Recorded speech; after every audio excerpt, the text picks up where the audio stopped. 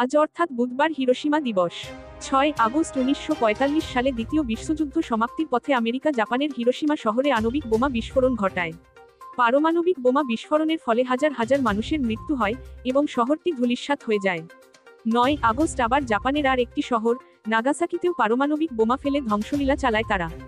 এই দুই বোমা বিস্ফোরণে তাৎক্ষণিক মৃত্যু ছাড়াও রেডিয়েশনে লক্ষ লক্ষ মানুষ আক্রান্ত হয়। মার্কিন সাম্রাজ্যবাদের মানব সভ্যতা বিরোধী এই জঘন্য হত্যাকাণ্ডের বিরুদ্ধে বিশ্বব্যাপী শুভবুদ্ধি সম্পন্ন শান্তিপ্রিয় মানুষ নিন্দায় ফেটে পড়ে। তখন থেকেই 6 আগস্ট বিশ্বব্যাপী হিরোশিমা দিবস হিসাবে পালন করা হয়। SUCIC এবছরও এই দিনটি মার্কিন সাম্রাজ্যবাদের মানব সভ্যতা ধ্বংসকারী এই অপরাধের বিরুদ্ধে এবং নিহতদের প্রতি শ্রদ্ধা জানাতে হিরোশিমা দিবস হিসাবে পালন করে। বুধবার তারা বটতলায় একটি যুদ্ধ বিরোধী ধর্ণা সংঘটিত করে। তারা দাবি তুলেন, বর্তমান বিশ্ব পরিস্থিতি আরও ভয়ঙ্কর। মার্কিন সাম্রাজ্যবাদের নেতৃত্বে আজ বিশ্বব্যাপী যুদ্ধোন্মাদনা চালিয়ে লক্ষ লক্ষ শিশু, মহিলা সহ নিরীহ মানুষকে হত্যা করছে। গাজা ভূখণ্ডে জিয়ানবাদী ইসরায়েল মার্কিন সাম্রাজ্যবাদের মধ্যে হাজার হাজার মানুষকে হত্যা করছে। সাম্রাজ্যবাদীদের সৃষ্ট গাজা ভূখণ্ডের অধিবাসীদের এই মর্মান্তিক দুর্দশার প্রতিবাদে এবং সাম্রাজ্যবাদীদের মানব সভ্যতা বিরোধী ঘৃণ্য চক্রান্তের বিরুদ্ধে ধিক্কার জানাতে যুদ্ধ বিরোধী শান্তিপ্রিয় সকল জনসাধারণকে এগিয়ে আসার আহ্বান। 6 আগস্ট 1945 এটা সারা পৃথিবীর সাধারণ মানুষের কাছে অত্যন্ত দুঃখজনক দিক।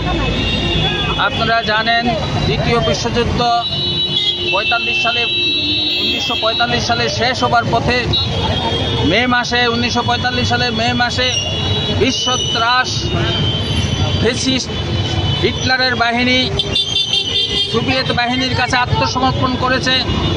জাপান আত্মসমর্পণের পথে এই সময়ে আমেরিকান সাম্রাজ্যবাদ পৃথিবীর বুকে প্রথম অ্যাটম বোম ফেলল হিরোশিমাতে 6 আগস্ট এবং 9 আগস্ট নাগাসাকিতে অ্যাটম বোম ফেলেছে।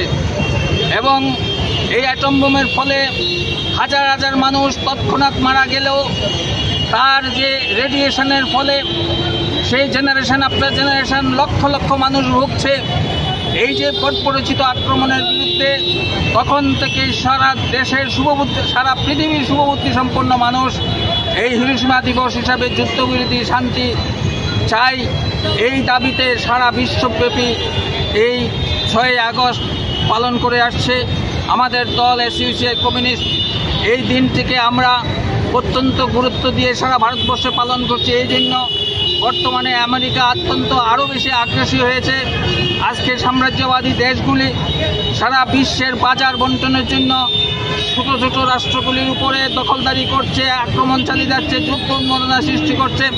আপনারা দেখেছেন মিডল ইস্টে কীরকম একের পর এক সিরিয়া থেকে আরম্ভ করে সেই ইরানের উপর আক্রমণ, আর গত 2 বছর ধরে প্যালেস্টাইনের সেই ইসরায়েলি আক্রমণ, সেখানে শিশু নারী সহ হাজার হাজার মানুষ হত্যা করছে। এমনকি খাদ্যের জন্য লাইনে দাঁড়িয়েছে তাকে গুলি করে মারছে, হাসপাতাল পর্যন্ত রেহাই পাচ্ছে না, মানে ত্রাণ শিবিরে পর্যন্ত রেহাই পাচ্ছে না, এইভাবে মারছে।